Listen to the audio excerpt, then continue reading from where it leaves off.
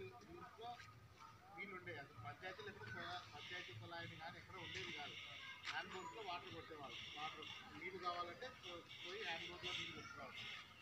ఆ తర్వాత ఇప్పుడు ఫస్ట్ స్టెప్ వచ్చిన తర్వాత 200 అడుగులు 300 అడుగులు, ఇప్పుడు 600 700 అడుగులు పోయినా కూడా నీళ్ళు దొరకట్లేదు. భవిష్యత్తులో మన పిల్లలకి పరిస్థితుందో అసలు ఆలోచించాలి.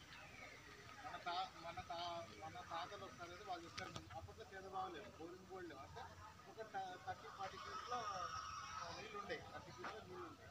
అక్కడి నుంచి ఈరోజు పరిస్థితి 1000 ఫీట్ కింద కూడా వాటర్ దొరకని పరిస్థితిలో ఉంది.